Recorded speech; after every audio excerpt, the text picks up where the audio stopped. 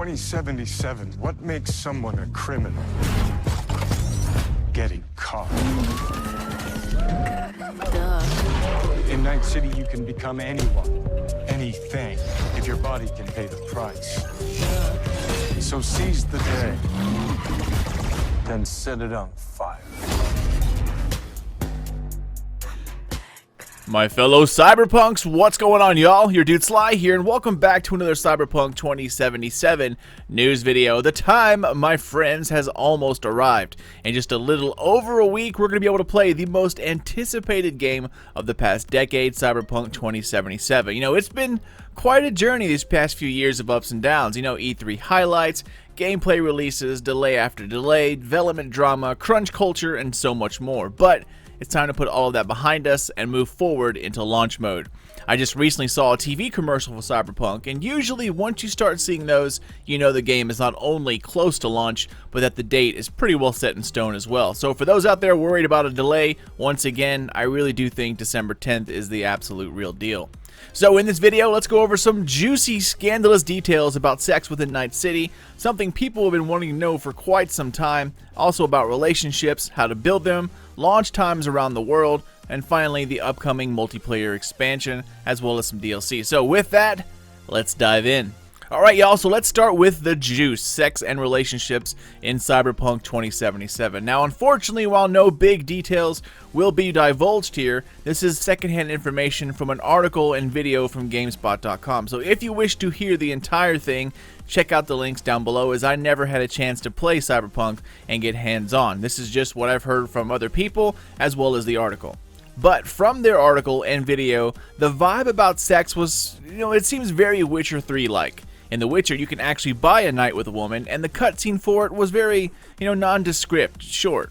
I think that was kind of meant to emulate how it would really be. You know, no one goes to a whorehouse to love it out all night.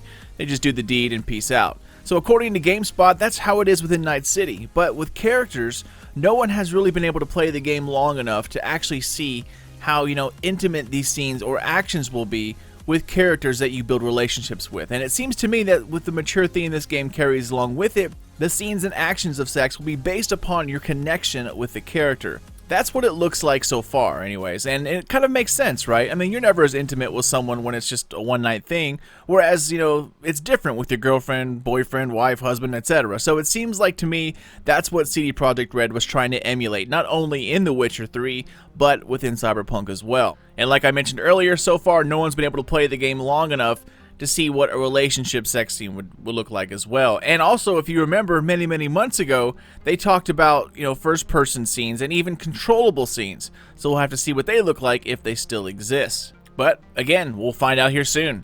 So the next obvious question, what about relationships? I mean, Mass Effect, as you guys probably know, is just my game, period.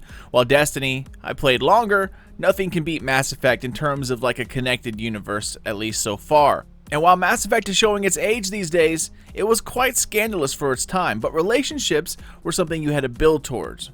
In Cyberpunk 2077, it seems that relationships are exactly that. Again, going from what I've read and heard from those who've played it, you build relationships through helping others. It's not quite so RPG that you can just pop in and out, you know, and hang out with them and ask them to go, you know, shoot darts or go grab a drink or something, or a date or anything like that. It's still based on gameplay and actions or quest completions. However, one central thing that Cyberpunk seems to utilize here is your phone, and I guess that's kind of the personal aspect of this. Your dialogue choices really seem to matter, so even though quest completions also matter, it's how you talk to your friends during, on the phone, and even after completions. That's how relationships really seem to progress within Night City. As one of the articles mentioned, Judy would text you just to see how you were doing. So how you reply back to those small little, you know, dialogue options, I think are really going to be the difference between how your relationship progresses and how, you know, if you just become friends or a one-night thing or whatever. I think to see the full picture, many playthroughs are going to be needed. Mass Effect and The Witcher had so many side arcs, side conversations, and things going on that if you didn't play a second, third, or even fourth time, you could easily miss out on awesome conversations and lore that you never even knew existed. And I feel Cyberpunk is going to be 10 times worse. While choice absolutely is fantastic, it sets you down a singular path, and you don't get to experience everything that moment had to offer in that game. And of course, once you make that choice, you cannot go back. But no matter what, I'm definitely excited for it, and I think it's going to be something special, connecting with the characters within your own story in your own way.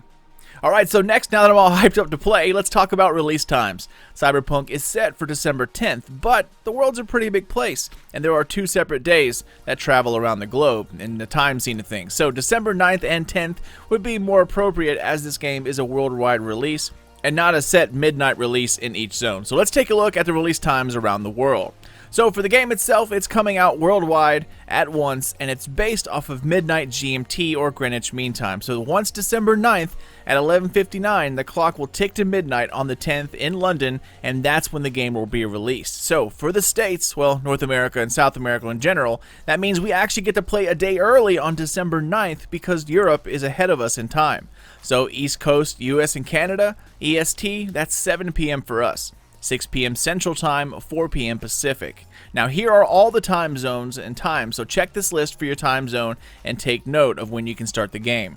The only hiccup to this is if you're playing on the PlayStation 4 or 5, as you're going to have to wait for midnight, as that's just how digital versions work in the PlayStation Store.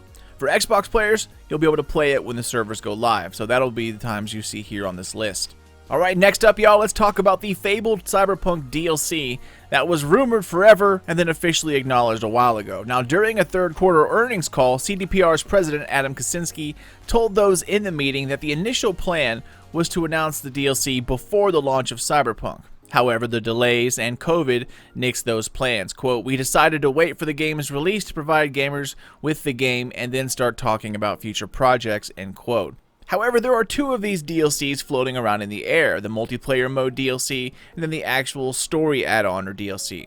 However, Adam Kaczynski, president of CDPR, has told those in the meeting that simply calling them DLCs doesn't do it justice. The multiplayer add-on is a fully featured production with its own standalone team.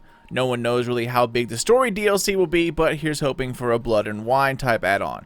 Quote, "We'll share our thoughts about it next year once we update our strategy. It will happen in Q1 next year, and that will be after releasing Cyberpunk, and that will be the right moment to discuss deeper or all key aspects around future releases," end quote. So in terms of time, the story content add-on seems to be making its way into the game somewhere around the first quarter of the new year in 2021, while the standalone multiplayer production won't see the light of day until 2022 at the absolute earliest, so well over a year and a half away.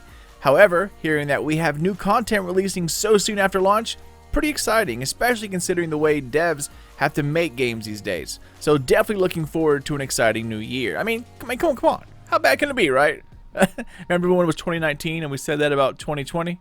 Good times. Anyway, the final thing to talk about, how long is this game actually going to be? I mean, like, really. The honesty, unfortunately, is kind of complicated, as it depends completely on how you like to play your games.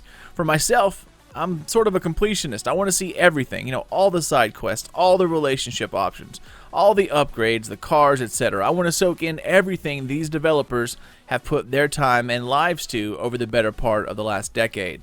Currently, one CDPR dev decided to dive into everything Cyberpunk had to offer, and at the time of writing this article, they were in at 175 hours of playtime and still were not finished. Much like Mass Effect or The Witcher, if you want to blow through the main story arc, you can do so in, fairly quick order. However, there are a lot of characters in Cyberpunk, and I know these main ones will have their own story arcs to play through. Not completely optional, but for instance, the Bloody Baron side arc in The Witcher 3. If you played that from start to finish, it could take you, a minimum of 4 hours of extra gameplay. 6 if you took your time and soaked it all in, perhaps even more. It was quite a while ago, so I can't tell you for sure, but it was a good chunk of time for just a simple side arc. You can beat entire Call of Duty campaigns in less time than one character arc side quest in The Witcher 3. And in Cyberpunk, I'm pretty sure it's going to be no different. You can skip the friendships and side quests and go right for the main story arc and beat it fairly quickly, but if you run around exploring the city, seeing what the fixtures have to offer, the outskirts, all the character arcs, the side quests, I mean, we're talking about a very lengthy game here, and I absolutely love it. So while it will vary from person to person, if you're a completionist, or I guess semi-completionist like me, then expect a game well over 150 hours. And finally, the last thing to take note of, new PlayStation gameplay. A few days ago, CDPR released some minor gameplay footage being played on the PS4 Pro and the PS5. While it is newsworthy, it's nowhere near as detailed as the Xbox gameplay that debuted a few weeks ago. Now, one thing I really don't understand here is that most trailers, gameplay reveals, Vidocs, etc., CDPR always put out, the 1080p 60 frames per second all the way to 4K resolutions. But with these console videos, they were always stuck at 1080p max, and it's hard to tell what gameplay will be like due to YouTube compression and the fact that it's stuck at 1080p. In the Xbox video, you could instantly tell the difference between the Xbox One X and the Series X, but with the PlayStation version, they both look fairly identical. However, they both look and seem to play very well. Of course, they wouldn't show a terribly unplayable scene in a trailer, but they both focused on fast-paced car scenes in downtown Night City, which I'm thinking is probably one of the more resource-draining actions you can do. Also remember that if you have a PlayStation 4 or PS4 Pro, even a PS5, that you are playing the same version of the game at launch. While certain things will of course look better on the PS5 simply due to an increase of power, overall textures will remain the same until the upgraded version comes out next year, which of course is a free upgrade to all next-gen console owners, whether you're on PS4, PS5, Xbox Series X, One X, whatever. But that's really about it, compadres. Only 8 days left until we finally get unrestricted access to Cyberpunk 2077. And I haven't been this excited for a game since Mass Effect 3 or The Taken King in Destiny. It's been a long road, but the trip's only halfway over. So keep it here for everything Cyberpunk 2077, as there is much more to come. But that's about it, y'all. As always, thank you guys so much for watching and for supporting my channel, Sly Nation. If you're new to the channel, then welcome, my friend. I hope you enjoyed it, and be sure to subscribe for plenty more 2077 guides, reviews, and more. Spank the thumbs up or down if you liked, loved, or hated the video, and if you wish to get in touch, SlyNationGaming67@gmail.com, or feel free to check me out over on the socials, at Sly_Nation on Twitter, Sly Nation Gaming on the FB. One more week, my friends, and then we take over Night City. But until then, this is your dude Sly, and I'll see you all next time.